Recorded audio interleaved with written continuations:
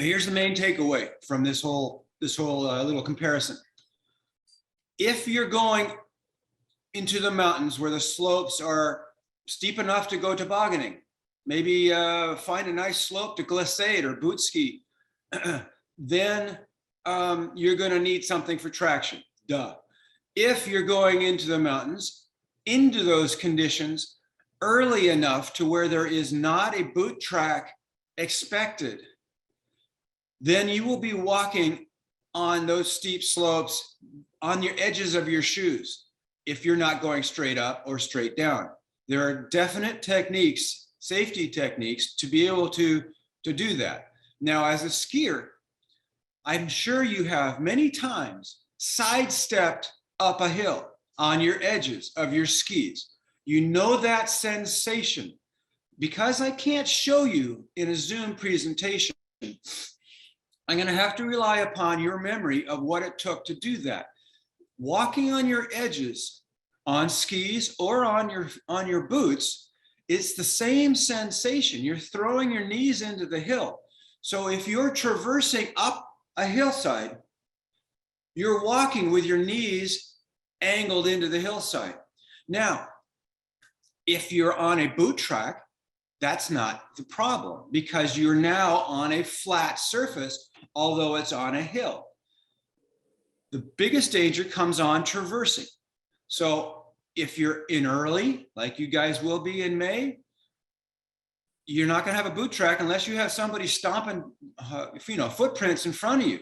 Now, I had a student up in just north of Hart's Pass, one mid-June, not too many years ago, following me on a very steep traverse, and we were, man, I guess it was kind of flat even, but anyway, it was on a steep side traverse. He was walking in my footprints. He was a little heavier than me.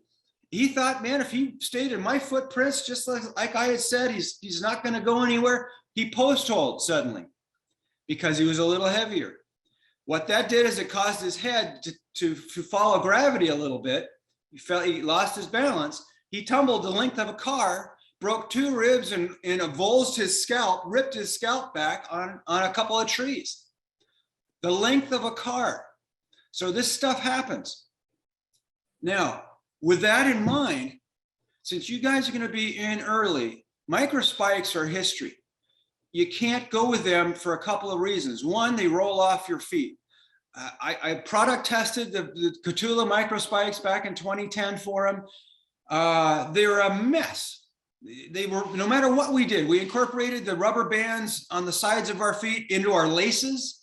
We laced them together, got those rubber bands sucked up on the top of our feet. They still came off when you're going across a steep traverse.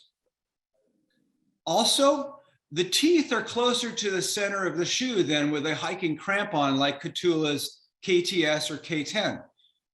But nevertheless, on a steep traverse, it's the edge of your shoe that first does all the work, even if you've got hiking crampons on.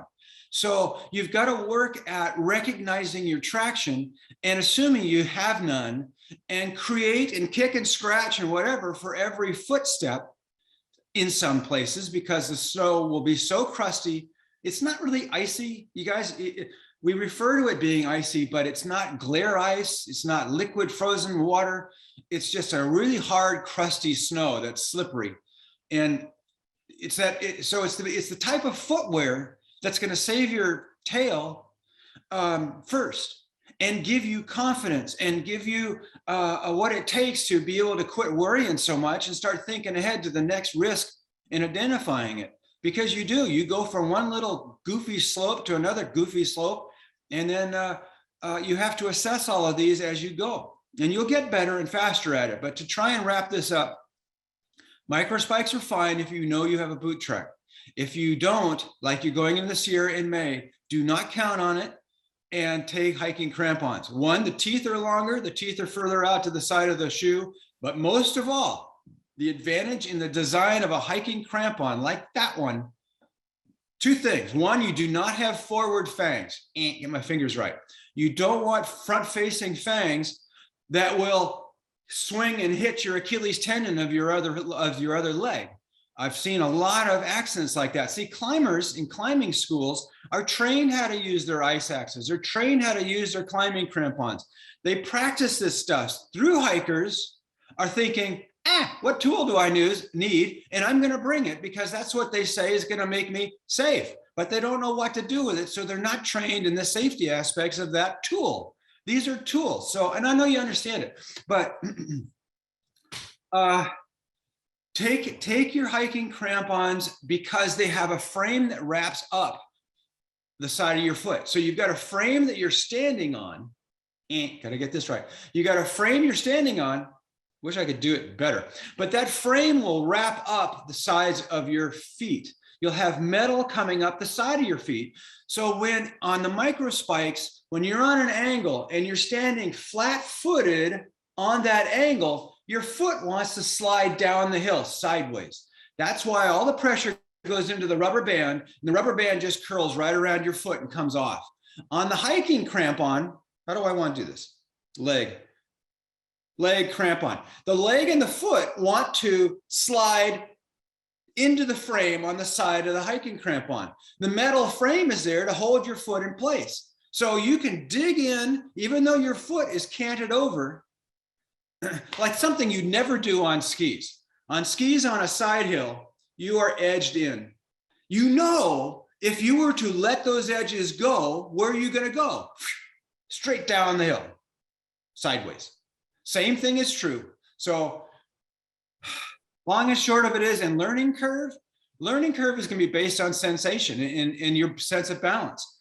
Got to have those two poles out there. You got to be having a wide triangular base of support, especially in the scary places. If you're on a traverse, see, I'm getting into a lot of technique here, but this is all going to help you guys in the future. On a traverse, your downhill pole is next to your hip. It should not be out there.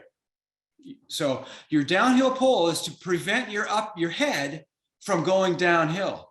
So through your arm, you're pushing on your downhill pole to push your head uphill. So it should not be up ahead of you. Like you'll see the thru-hikers doing their pole swing on a traverse.